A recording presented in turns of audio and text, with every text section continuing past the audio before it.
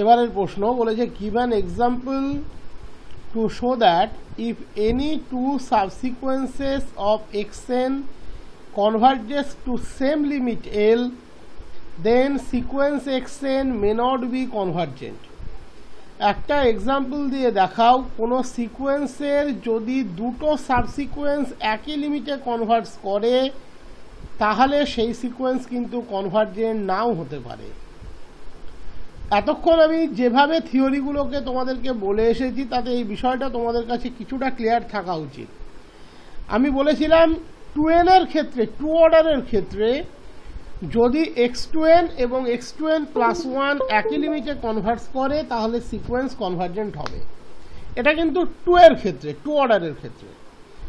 যদি 3 এর ক্ষেত্রে ভাবো তাহলে আমি বলেছিলাম x3n প্লাস 1 বা x3n মাইনাস 1 এবং x3n প্লাস 2 বা x3n মাইনাস 2 তিনটে সাবসিকোয়েন্সকেই একই লিমিটে কনভার্জ করতে হবে। যদি দেখা যায় যে x3n আর x3n প্লাস 1 একই লিমিটে কনভার্জ করলো বাট x3n প্লাস 2 ডিফারেন্ট লিমিটে কনভার্জ করলো তাহলে কিন্তু সিকোয়েন্স কনভার্জেন্ট হবে না।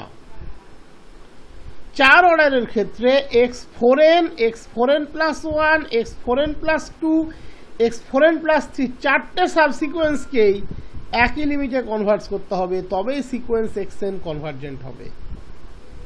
যদি দেখা যায় তিনটে বা দুটো একই লিমিটে কনভার্জ করলো বাট একটা করলো না তাহলেও কিন্তু সিকোয়েন্স কনভার্জেন্ট হবে না।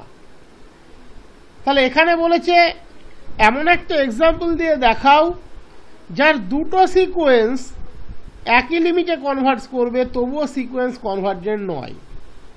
দুটো সিকোয়েন্স একই লিমিটে কনভার্জ করবে বলছে, করবে না, না করবে বলছে। তার মানে এই এক্সাম্পলটা আমরা 2 অর্ডারে কোনোদিনই নেব না। মিনিমাম 3 অর্ডার, তার হায়ার অর্ডার নিতে পারি, 4 অর্ডার নিতে পারি, 5 অর্ডার নিতে পারি, বা 2 অর্ডারে কোনোদিন নেব না। কারণ 2 অর্ডারে দুটো সাবসিকোয়েন্স যদি একই লিমিটে কনভার্জ করে তাহলে সিকোয়েন্স কিন্তু কনভার্জেন্ট হবে। তার জন্য কোন অর্ডারে এক্সাম্পলটাকে তুমি নেবে প্রথম সেটাকে অবজার্ভ করো।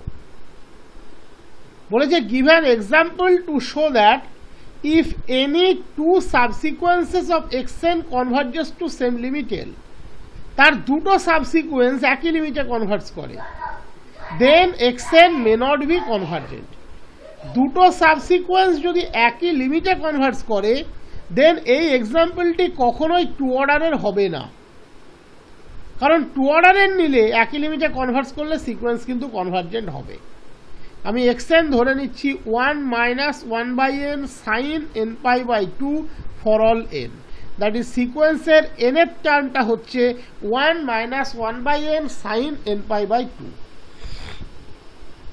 আমরা প্রথম এর একটা সাবসিকোয়েন্স x4n চেক করছি, তার লিমিটিং ভ্যালু চেক করছি x4n। জাস্ট n কে রিপ্লেস করো 4n দিয়ে, 1 minus 1/4n sin 2n pi, sin 2n pi always 0, that is x4n always 0 for all n। তাহলে x4n সমস্ত n এর জন্য 0, that is x40 x80 x12 এরা সবাই 0। তার মানে x4n যে সাবসিকোয়েন্সটাকে জেনারেট করবে সেটা একটা কনস্ট্যান্ট সিকোয়েন্স যার gathering point 0, so x4n tends to 0 as n tends to infinity.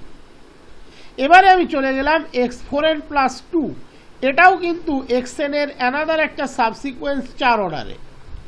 x4n plus 2 1 minus 1/4n plus 2 sine 2n plus 1 into pi, sine 2n pi plus pi always 0, এবং সমস্ত n এর জন্য 0। এখানে n এর জায়গায় 1 বসাও x6 পাবে, n এর জায়গায় 2 বসাও x10 পাবে, দ্যাট ইজ x6 x10 যে সিকোয়েন্সটা তৈরি করছে তার প্রত্যেকটা term 0, sequence constant, that is তার লিমিটিং ভ্যালু 0।